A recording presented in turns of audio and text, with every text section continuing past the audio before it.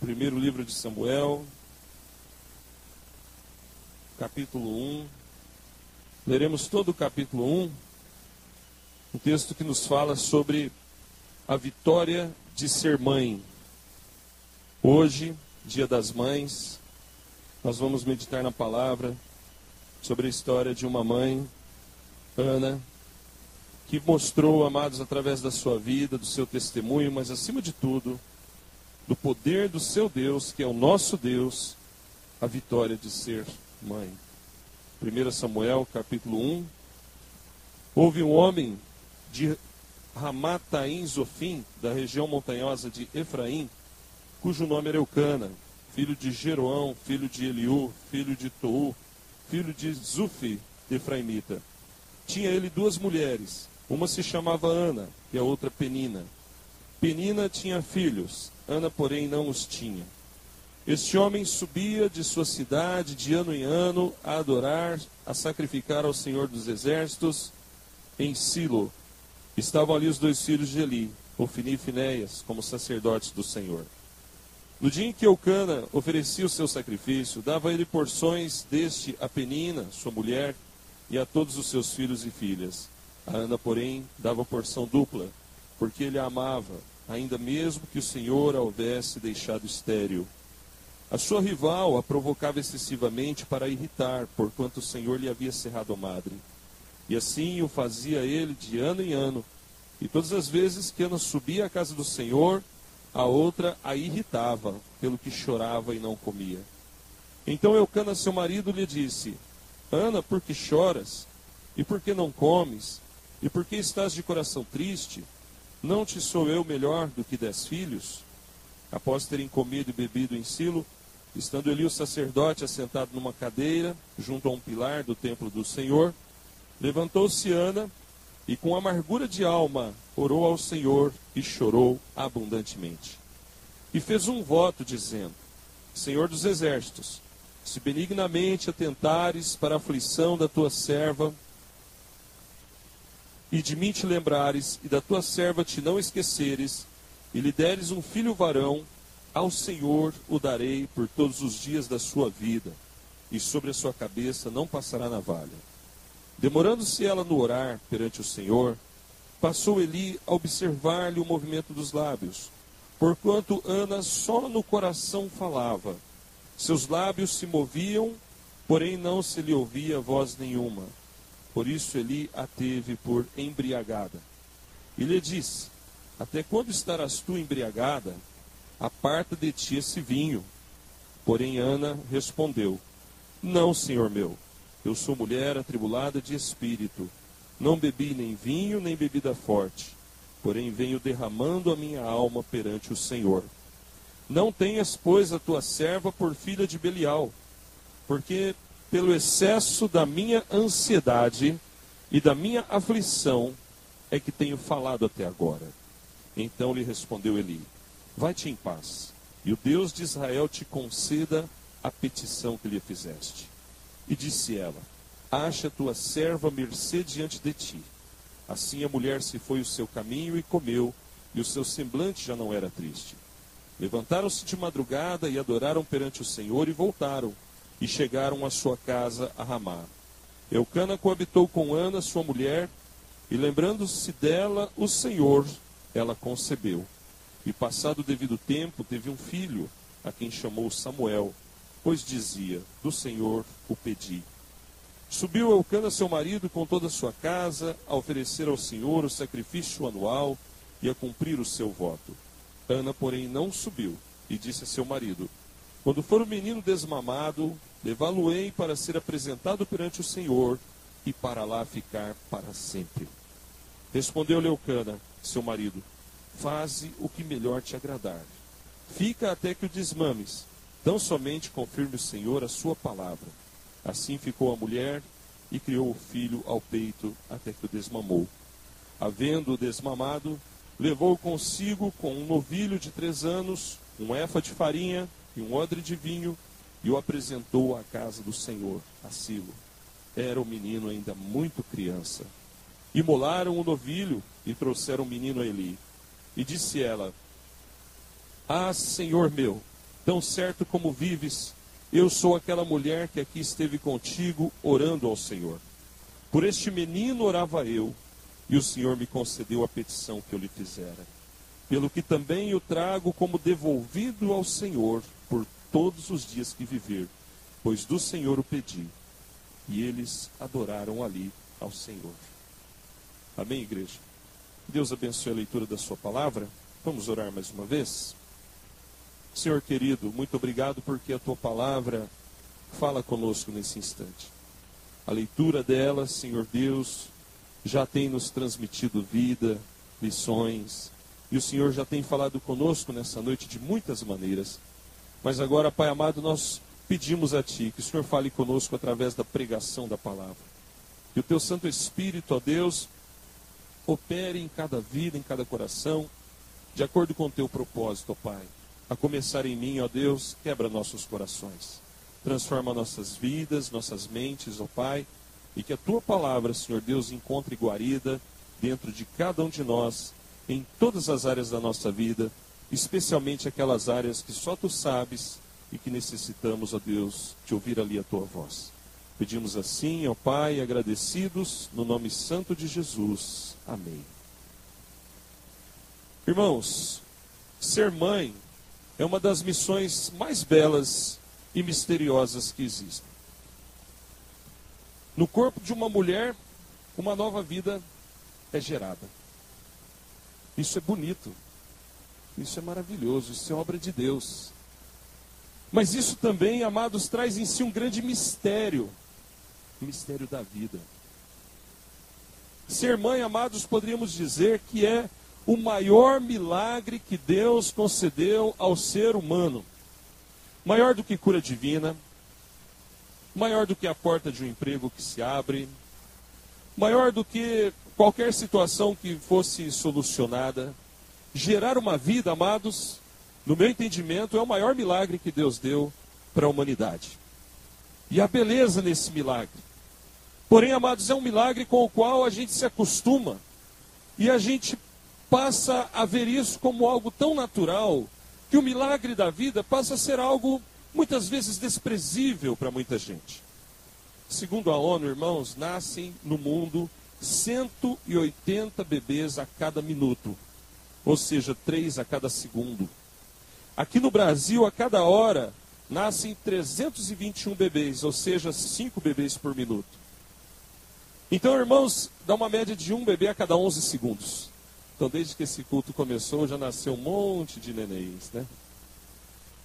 Que coisa interessante. A vida é uma dádiva celestial e Deus tem abençoado as nossas vidas, as nossas famílias, porque nós temos aqui várias mães. E hoje de manhã estava uma festa aqui, a escola dominical, estava tão bonito, toda aquela homenagem às mães. Mas infelizmente, irmãos, a vida tem perdido o valor para muita gente.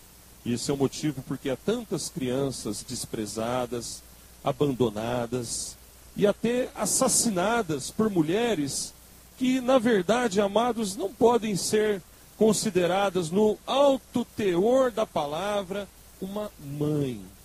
Elas geraram filhos, mas ser mãe é algo muito mais elevado do que simplesmente colocar uma criança no mundo. Ser mãe, amados, é uma dádiva celestial. E nós encontramos aqui na Bíblia a história de uma mulher que queria ser mãe. Ana queria ser mãe. Ana queria engravidar. Ana queria ter um filhinho. Mas a palavra de Deus, amados, usa 2 expressões para dizer por que ela não engravidava. Final do versículo 5, o Senhor a deixou estéril. Final do versículo 6, o Senhor lhe cerrou a madre. Ou seja, amados, Ana tinha algum tipo de problema físico que a fazia uma mulher estéril. Ela não podia ter filhos. E é interessante notarmos que a palavra de Deus nos diz aqui que Deus havia feito isso. Então caem por terra algumas ideias de que as bênçãos de Deus vêm só por caminhos que a gente acha que, isso é bênção, agora não ter filho, não, isso é alguma maldição, algum problema negativo. Era bênção também. Era bênção também. Porque Deus tinha um propósito especial na vida dessa mulher. Então nós encontramos, amados, aqui nesse texto, primeiramente, o que é o desafio de ser mãe. Para as irmãs, mães aqui da nossa igreja, desafio de ser mãe, poderíamos entender no sentido de criar os filhos, de orientá-los. Mas para Ana, o desafio era ser mãe no sentido de engravidar, de se tornar uma mãe fisicamente falando. Ela não podia. E o exemplo de Ana, amados, é marcante na Bíblia quando a gente fala de oração. Ana é conhecida como aquela mulher que orou, que clamou, não é verdade? Todo mundo, quando fala de Ana, lembra da fé que ela teve, da oração que ela fez, da sua perseverança, da sua persistência em pedir e orar a Deus, mesmo no meio das tribulações que ela passava. Então, irmãos, a história de Ana não é somente uma história que edifica as mães. A história de Ana edifica a todos nós. Porque Ana mostra, através do seu testemunho, a palavra de Deus revela, que o Deus de Ana estava com ela. O nosso Deus é o mesmo Deus da Bíblia, é o mesmo Deus de Ana. E Deus não havia, amados, abandonado aquela mulher pelo fato dela ser estéril. Deus não havia amaldiçoado aquela mulher, não estava castigando aquela mulher pelo fato dela não ter filhos. E isso traz para nós, amados, já que no princípio da mensagem, um grande ensinamento. As nossas dificuldades não podem ser encaradas como maldição ou como castigo, mas nós temos que encarar as nossas dificuldades e desafios como oportunidades que Deus está colocando, como canais de bênção que Deus está permitindo a gente passar, para através dessas situações nós crescermos no conhecimento do nosso Deus.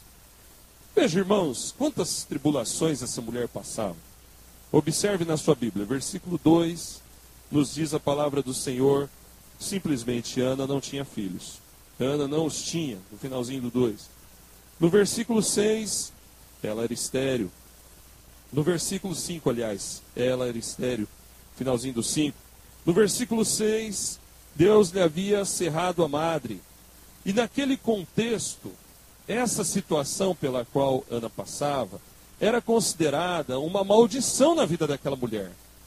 Não ter filhos, amados, trazia sobre a mulher uma certa ideia, uma certa imagem negativa de uma pessoa que não ia ter mais descendência, que não ia gerar filhos. E que, portanto, estava sendo colocada numa situação de discriminação diante do povo. As pessoas olhariam para ela e diriam, essa aí não pode ter filhos. Para piorar um pouco a situação de Ana, o marido dela, Eucana, tinha uma outra mulher. E deixa eu explicar, pastor, que negócio é esse do cara lá ter duas mulheres, né? É que naquele contexto, irmãos, a poligamia era permitida por Deus. Deus ainda não havia se manifestado dizendo que cada homem tivesse uma mulher apenas. E tanto numa situação cultural, onde a poligamia até hoje é praticada no Oriente Médio, o povo de Deus ainda tinha tais costumes. Tá certo? Mas o Senhor, no seu tempo determinado, nos ensinou na palavra que o homem deve ser marido de uma só mulher. Tá certo? Mas naquele contexto não era pecado. Não era pecado. E Eucana tinha uma outra mulher chamada Penina. E essa mulher tinha filhos. E essa mulher começou a ficar falando com Ana e provocar Ana, versículo de número 6, diz a palavra de Deus que ela provocava excessivamente. Então não era pouca coisa. Aquela mulher ficava falando, humilhando Ana, porque ela sabia que Eucana amava Ana. E certamente Penina tinha ciúmes de Ana. Então era aquela mulher que ficava falando na cabeça dela o tempo todo, porque ela não tinha filhos. Mas olha o versículo 5, diz a palavra de Deus, que mesmo nessa situação difícil que ela passava, ela tinha um marido que a amava. Diz a palavra de Deus, irmãos, que Eucana a amava, versículo 5. Muitas vezes, irmãos, nas nossas aflições, a gente está passando por uma situação, seja qual for, E a gente muitas vezes fica assim, sentido, né? A gente está orando, a resposta não vem, Deus parece demorado em nos atender. E nós lemos hoje o salmo que o salmista fala: até quando, Senhor? Não é pecado, irmão, desabafar diante de Deus e falar: Senhor, até quando? Senhor, por que eu estou passando isso? Me ensina o que o Senhor quer me ensinar nessa situação. Não é pecado desabafar e derramar o coração perante Deus. Pecado é duvidar do amor de Deus. Pecado é duvidar, é questionar a justiça de Deus, a santidade de Deus. Então veja, irmãos, que naquela situação, Deus ainda colocou um conforto na vida de Ana, um marido que a amava, mesmo ela sendo estéril. Preste atenção, no meio das nossas tribulações, Deus coloca também conforto, Deus coloca também paz, Deus coloca também para nós um alento, um ânimo novo, amados, porque Deus nunca nos desampara. Olha o versículo 7. A palavra de Deus nos diz que a outra a irritava. Ou seja, Penina irritava Ana. Ana ficava nervosa. Ana ficava chateada. Ana era uma mulher, um ser humano como qualquer um de nós. Ou seja, ela era suscetível à ira. E a Bíblia diz: irai-vos e não pequeis. Ou seja, ficar irado com uma situação que você está passando não é pecado, isso é humano. Pecado é a gente deixar a ira nos dominar, nos governar. Mas não era isso que Ana fazia. Veja, irmãos, que o desafio dela era muito grande. Versículo 10 nos fala que ela tinha amargura de alma. O sofrimento dessa mulher era grande, irmãos. Ela estava com sua alma pesada, amargurada. O versículo 15 nos diz, nas próprias palavras de Ana, que ela era atribulada de espírito. Tribulações, tristezas, angústias. No versículo 16 nos diz a palavra que ela era uma mulher aflita, ansiosa. Observe o versículo 16, ela fala: a minha ansiedade e a minha aflição. Irmãos, reconhecer isso não é pecado, é até bom. Quando a gente reconhece que a gente está angustiado, que a gente está aflito, que a gente está nervoso, que a gente está passando por tudo isso aí, que a gente vê na vida de Ana e que a gente pode passar também, já é o caminho da solução do problema. O que nós não devemos, irmãos, é fazer de conta que nós não temos essas dificuldades. Sabe aquela coisa de sermos espirituais, assim, de aparência, mas quando chega em casa a máscara cai e aí a gente desmorona? Isso está errado. Para sair dessa, a gente tem que começar a reconhecer: olha, Senhor, eu estou atribulado de espírito, Senhor. Senhor, eu estou angustiado. Senhor, eu estou aflito, Senhor. Tira isso de mim, por favor. E Ana estava passando por tudo isso. No versículo 7, ainda a Bíblia nos fala que ela estava tão triste que ela nem tinha fome naquela situação, que ela nem tinha vontade de comer. Não sei se você já passou por uma tristeza tão grande como essa, de até perder a fome. Deve ser muito triste, muito difícil enfrentar uma tristeza tão grande, uma tribulação tão grande, que a pessoa até definha por não ter vontade sequer de se alimentar. Naqueles dias não havia ainda possibilidade de fertilização ou tratamentos, como há hoje, contra a esterilidade. E eu vejo aí milagre também, porque naquele contexto Deus não havia dado ao homem ainda essa ciência toda que a gente tem hoje. E quantos casos há de criancinhas que vieram através de tratamentos e fertilização. Então isso é bênção, amados, é bênção de Deus. Mas na situação que Ana viveu, não tinha outra saída. Era total dependência de Deus. Sabe, irmãos, quando a gente consegue dar um jeito e resolver certas situações, a gente tem mais a que resolver, né?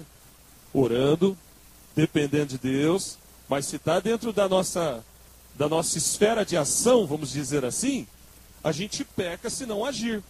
Sempre orando, sempre dependendo de Deus, mas fazendo aquilo que devemos fazer, obviamente. Mas e quando a gente já fez tudo o que dava para fazer e agora só um milagre?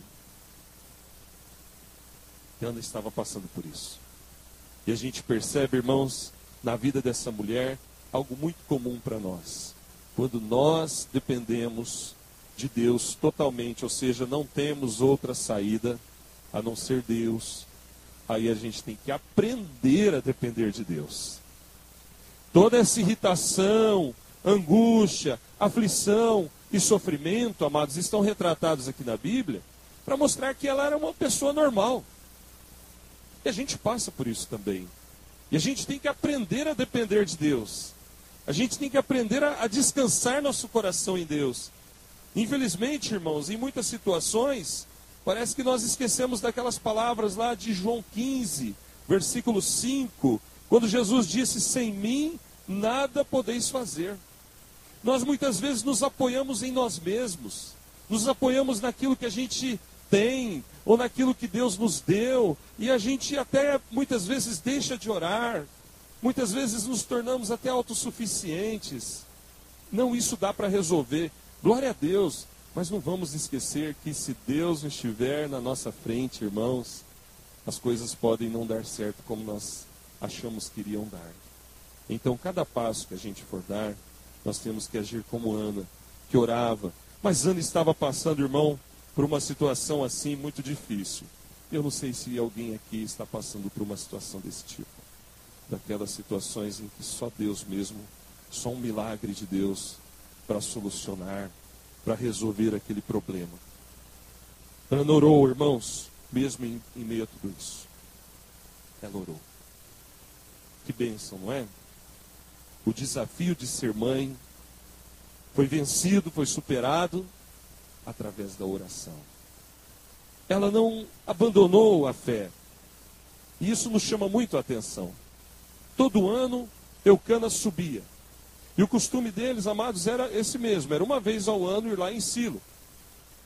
E Ana ia junto. Ou seja, ela manteve-se na presença de Deus. Ela ia lá adorar. Ela ia lá sacrificar ao Senhor. Ela ia lá glorificar o Senhor.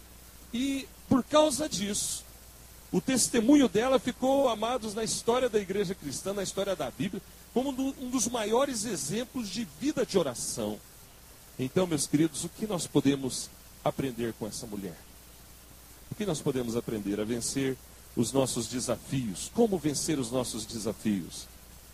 Ana ensina pra gente, a Bíblia nos mostra que essa mulher mostrou através da sua vida o que é a vitória de ser mãe.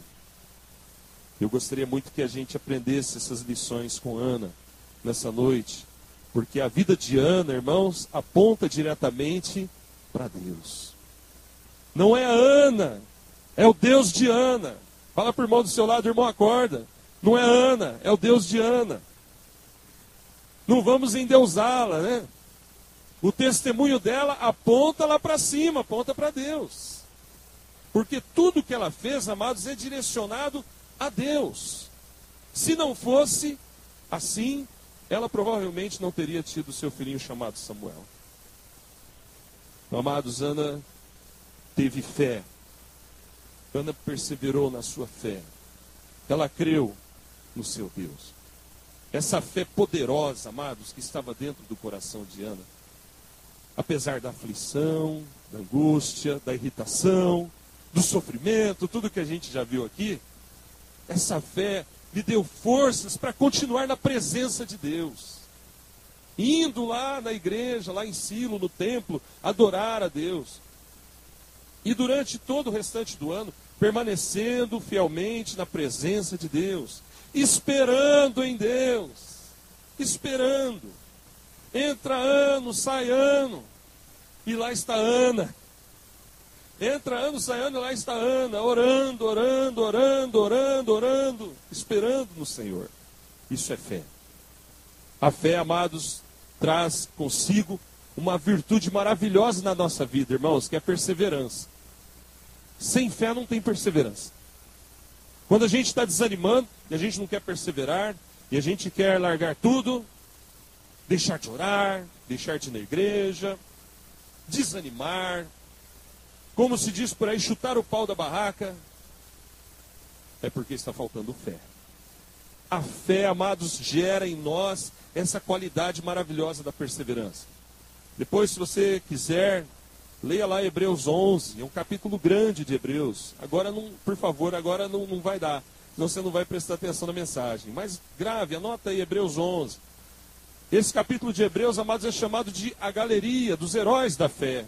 E a Bíblia nos conta, ali nos relata vários personagens bíblicos que perseveraram, todos eles porque tinham fé.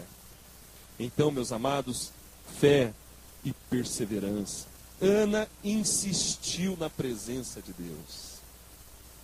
Existe um mistério aí. E quando eu falo a palavra mistério, irmãos, significa que são coisas que Deus não revelou por quê. É mistério de Deus, Ele que sabe por quê, não cabe a nós querer saber por quê. Por exemplo, o tempo de Deus. Isso é mistério, irmão. A gente não sabe por que Deus provou a fé dessa mulher ou está provando a nossa fé, a sua fé em alguma área. É mistério de Deus, é plano de Deus, é propósito de Deus. Mas, amados, a fé fez com que Ana persistisse, insistisse, não desanimasse. Ana não parou de orar. Ana não parou de adorar a Deus, irmão. Ana continuou ali na presença de Deus. Amados, e essa fé, essa perseverança que leva essa mulher para a presença de Deus, ali confrontando o poder de Deus, e nós não podemos ver o Senhor, mas sabemos que Ele está aqui. É interessante quando passa o louvor e vem aquelas imagens, a gente fica olhando paisagens, crianças, sol nascendo. O que vem à nossa mente? O poder do nosso Deus, não é, irmãos?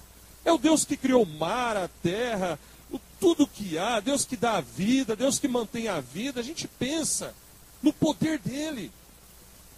E eu não sei se ocorre o mesmo com você, mas quando a gente está diante de uma situação difícil, que só Deus para entrar com provisão, e a gente pensa no poder de Deus, vem um quebrantamento, não é? Meu Pai, me ajuda, Senhor.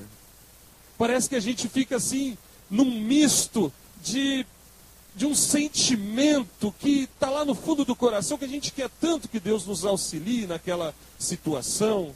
Pode ser um filho, um parente, um problema de saúde, uma questão particular que a gente está vivendo. E a gente fica assim, querendo tanto que Ele opere na nossa vida. A gente fica desejando tanto que Ele entre com ações e resolva aquelas circunstâncias. E muitas vezes essa fé gera na gente não uma frieza do tipo, se Deus quiser fazer, Ele que faça. Se Deus fosse amor, Ele já tinha resolvido. Não. Isso é antifé. Isso é obra do maligno. Isso é obra da carne. Mas a fé vai gerar em nós um sentimento de clamor por dentro, que muitas vezes, amados, vai se transformar e vai somatizar em lágrimas, daquilo que chamamos de quebrantamento. Então, se você se sentir assim, não entristeça o Espírito Santo. Chora. Chora à vontade, meu irmão. Derrame lágrimas na presença de Deus. Não tenha vergonha, não tenha medo. Pode chorar. Se Deus está tocando seu coração, naquele momento de louvor, na sua oração particular em casa, onde você estiver, talvez até dirigindo o carro, clamando a Deus, orando, e vem um quebrantamento assim, é Deus trabalhando em nós. É Deus dando força para a gente superar o medo, para a gente superar a angústia, para a gente superar a indecisão, para a gente superar a crise.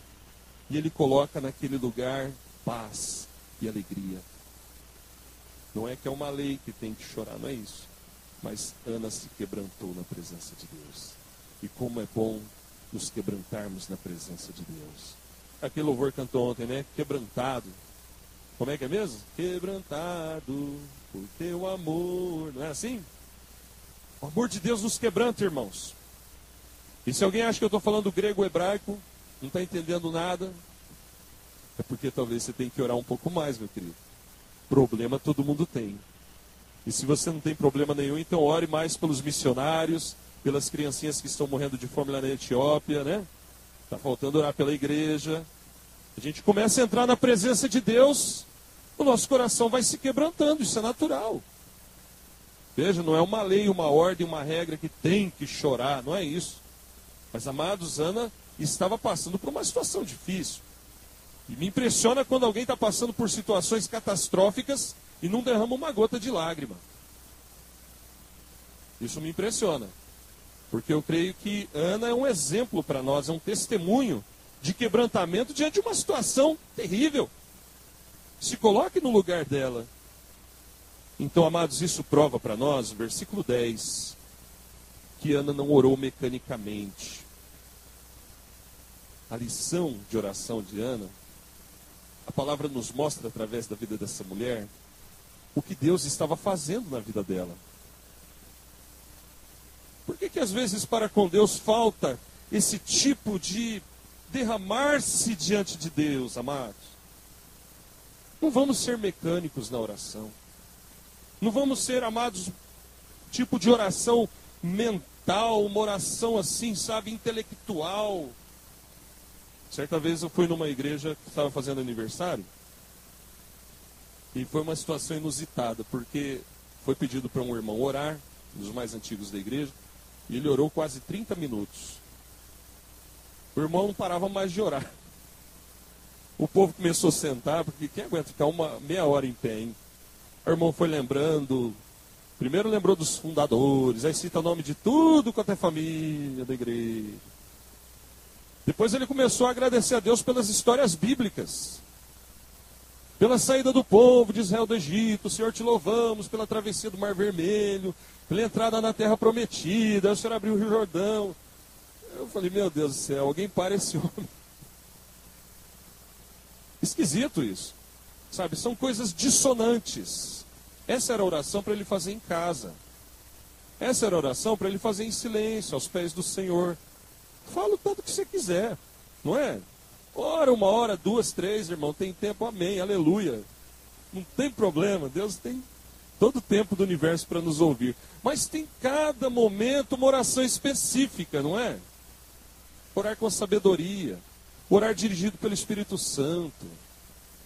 Certa vez uma pessoa foi orar e começou a contar os problemas que tinha em casa. Pai que brigava, o marido que fazia não sei o que lá. Ah, meu Deus do céu, ficar contando, lavando roupa suja na oração. Essa é outra oração para ser feita no silêncio do quarto. Mateus 6,6, entra no teu quarto, fecha a porta e orarás em secreto, só você e Deus. Falta de sabedoria muitas vezes, né? A pessoa se empolga, começa a falar algumas coisas esquisitas.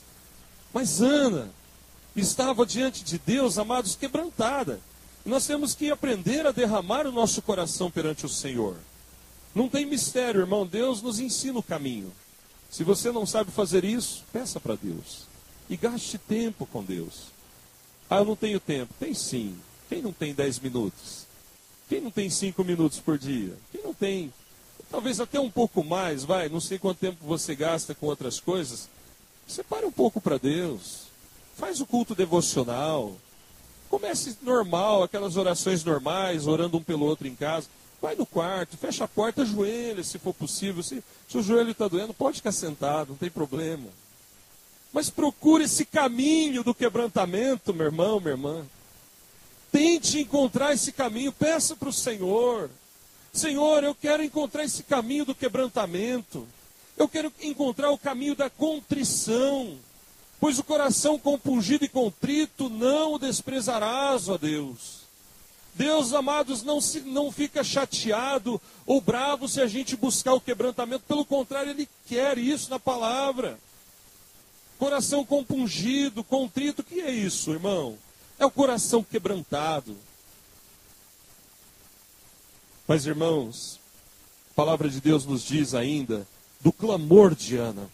Está no versículo 10, dizendo a palavra de Deus, que ela não só chorou abundantemente, amados, mas que ela foi e buscou o Senhor com uma certa intensidade. É o que nós notamos nos versículos seguintes, especialmente o versículo 12, por exemplo, onde diz a palavra que ela se demorou no orar.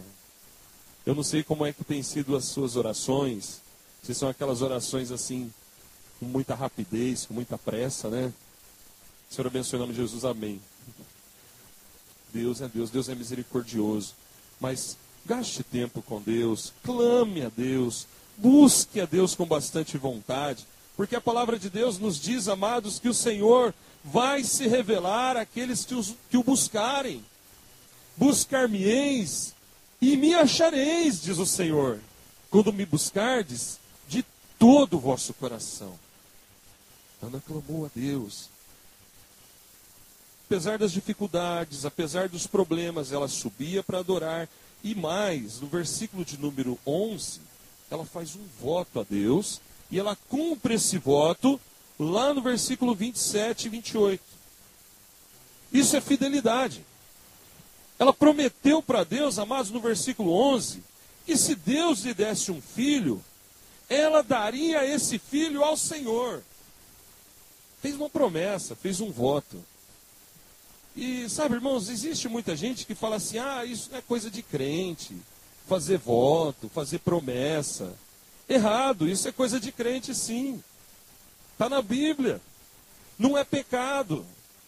Mas também não se trata de uma barganha. Senhor, o Senhor tem que me abençoar porque eu fiz o voto. Não, Ele abençoa se Ele quiser. E Deus responde do jeito que Ele quiser, na hora que Ele quiser. Mas a palavra também, amados, nos ensina em Eclesiastes 5, versículo 4, que a gente não deve fazer voto se não tiver a possibilidade de cumprir esses votos. Você já imaginou que coisa chata ia ficar se Ana, depois vendo o menino ali, bonitinho, crescendo, pensasse, eu falei lá que se Deus me desse um menino eu ia entregar ele para o Senhor, mas eu acho que eu vou mudar de ideia. Vou mudar de ideia. É igual aquele irmão que faz um voto a Deus, o irmão está lá desempregado, ele faz um voto a Deus. Senhor, se o Senhor me der um emprego, eu vou dar o dízimo. Aí o Senhor dá um emprego para ele. Vamos pensar um inicial aí de R$1.000. Aí ele vai lá e tira R$100 da dízimo. Ô glória! Vai cumprir a lei. E oferta? Não, já dei o dízimo, não precisa dar oferta. Peraí, mas dízimo é lei, oferta é gratidão, oferta é espontaneidade, é de coração. Dízimo é lei. Né? Mas tudo bem, está dando dízimo, é ele e Deus. Aí Deus abençoa, ele passa a ganhar R$3.300 de dízimo. Ele vai falar, meu dízimo é bom, hein? 300 por mês. 5.000, promoção. 500 de dízimo. Tira R$500. Ele já olha para aqueles R$500 assim. Mas ele olha para aquele dinheiro já com uma certa dó. Falei, R$500? Aí Deus abençoa ele. Ele passa a ganhar R$10.000, mais bônus e não sei o quê. Uns 12, 15 mil reais. Aí ele fala, peraí, 1.500 conto de dízimo? Não, negativo, aí não dá. Ah, Senhor, o Senhor vai me desculpar, mas só que tem muito dinheiro para dar na igreja. Não vou dar isso na igreja não, vou dar só uma parte, vou voltar a dar R$100 e tá bom demais. Deus me abençoou muito quando eu dava R$100 e para por aí. Irmãos, isso é barganhar com Deus. É mais ou menos o que algumas igrejas fazem, né, da prosperidade, que fica cobrando. E tem crente que não é da prosperidade e tenta barganhar com Deus. Não, isso eu acho que eu não devo fazer, isso eu acho que eu não devo dar, porque, irmão, pera lá. Dízimo é dízimo, oferta é oferta. E quando a gente fala de voto, amados, talvez não seja esse o voto, né, de dinheiro, de emprego. Os votos que nós fizemos têm que ser cumpridos. Ana prometeu tudo para Deus, seu filho. Que voto pesado, não é, irmãos? Que voto pesado ela fez. Talvez, amados, em algum dia a gente fez um voto para Deus assim meio pesado. Senhor, se o Senhor me abençoar, eu nunca mais vou falar tal coisa. Senhor, se o Senhor me abençoar, eu vou mudar nessa área da minha vida. Aí Deus abençoou e a gente esqueceu do voto. Então a Bíblia nos fala em Eclesiastes 5,4 que Deus não se agrada de votos de tolos. Você nota que Ana fez voto e cumpriu. Nós fazemos voto na igreja na profissão de fé e no batismo, não é, irmãos? A gente faz votos também no casamento, não é verdade? Quantos votos feitos no casamento? Hoje pela manhã falávamos sobre casamento. Família, lar.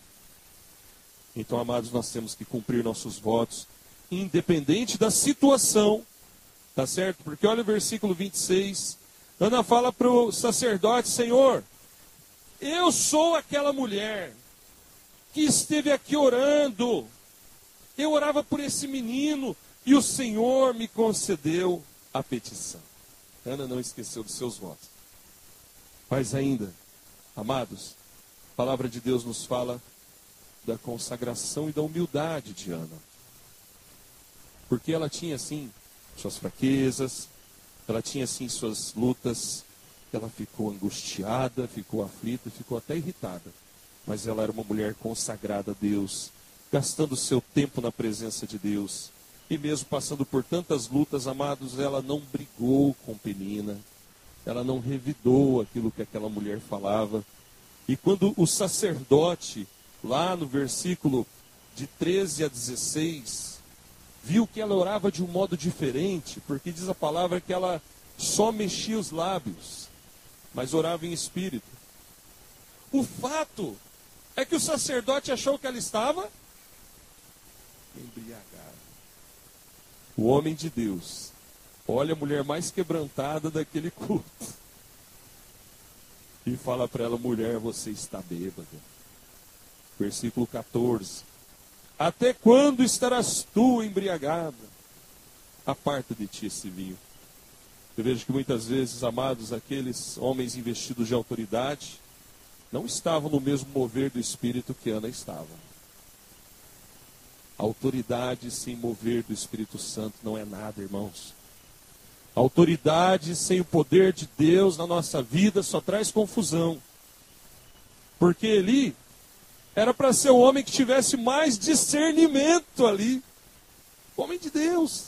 E só de olhar, ele veria que a serva de Deus estava triste, abatida. Mas não, ele a teve por embriagada. Mas note que Ana não se descontrolou nessa hora. Ana não teve uma reação de ira. Já pensou se Ana agisse assim? Ela não estaria realmente na presença de Deus. Mas ela estava na presença de Deus. O que é estar na presença de Deus, irmão? É ser guiado por Deus, é ser dirigido por Deus. E ela fala com humildade. Final do 16. Pelo excesso da minha ansiedade e da minha aflição é que eu tenho falado. Ou seja, ela se expôs. Ela se declarou uma mulher aflita, atribulada. Expôs ali diante do sacerdote e de quem mais estivesse ali naquele lugar, quem ela era. De fato, ela estava assim. E ela abriu o seu coração. Então a gente nota aqui a humildade. E meus irmãos, se existe algo que a presença de Deus opera em nós, é a humildade, não é verdade? É a humildade de espírito. É o coração quebrantado, humilde. E não é só diante de Deus, é diante dos irmãos também. Ana estava sim na presença de Deus. E a prova é que ela foi confundida com uma bêbada. E ela não reagiu. Demonstrou mais humildade ainda. Então, meus queridos, concluindo. Os desafios virão até na vida dos servos de Deus mais consagrados. Eles vêm mesmo. As lutas virão. Nesse mundo tereis aflições. E o fato de servirmos a Deus não é uma garantia divina que não teremos problemas. Ana era uma mulher fiel. E teve um grande problema. Que foi solucionado lá no final. E Deus lhe deu o seu filhinho. E a Bíblia nos diz em Romanos 8,37 que em Cristo somos mais que vencedores. Mas, amados, ser vencedor em Cristo Jesus não é receber tudo do jeito que a gente pede. Ana foi agraciada por Deus. Deus tinha um propósito. Deus levantou Samuel. Mas, amados, ser vencedor é aceitar a vontade de Deus em qualquer situação, como a própria Ana fez. E se Deus não lhe desse o filho? Ela ia continuar na presença de Deus até o final, orando e servindo o Senhor. Então, amados, mesmo em meio às lutas que a gente passar, nós nunca devemos parar de orar. Pelo contrário, se você está passando por uma grande luta, ore mais. Ore mais, dedique mais tempo a Deus. Porque a oração, amados, é um recurso sobrenatural que Deus deu para nós, seres humanos, filhos de Deus, para entrarmos na presença de Deus. E através da oração sermos fortalecidos por Deus. E assim vencermos as lutas que virão. Seja recebendo de Deus a resposta, ou seja, esperando em Deus o tempo dele. Ou seja, amados, entendendo que a vontade de Deus para nós é boa, perfeita e agradável. E você vai vencer como Ana venceu. Amém, irmão? Não sei qual é o problema que cada um dos irmãos estão enfrentando. Eu tenho os meus. Todo mundo tem problema, não é? Você tem, eu tenho, todo mundo tem. Mas Deus é maior que os nossos problemas, irmão. O nosso Deus é maior do que tudo. Ana creu nesse Deus. Ana sabia a história do seu povo. Ah, o meu Deus é o Deus que abriu o mar. O meu Deus é o Deus que tirou o povo lá do Egito. O meu Deus é o Deus de Abraão, de Isaac e Jacó. E ela creu nesse Deus, e ela buscou esse Deus, e ela clamou a esse Deus, irmão. A espiritualidade fria, vazia, não nos aproxima de Deus, irmãos. Mas enquanto o culto acontece, no culto da vida, na nossa casa, no nosso dia a dia, nós temos que buscar a Deus com o coração quebrantado. E a palavra de Deus diz, amados, sacrifícios agradáveis a Deus são o espírito quebrantado e o coração compungido e contrito, não o desprezarás, ó Deus. Salmo 51, 17. Porque assim diz o alto, o sublime, que habita a eternidade, o qual tem o nome de santo. Habito no alto e santo lugar, mas habito também com o contrito e abatido de espírito, para vivificar o espírito dos abatidos e vivificar o coração dos contritos. Isaías 55, 17. Esse é o nosso Deus. Esse é o nosso Pai. Vamos nos quebrantar diante dele. Vamos buscar esse caminho. Esse livro, o primeiro livro de Samuel, se você ainda não leu, leia. É maravilhoso.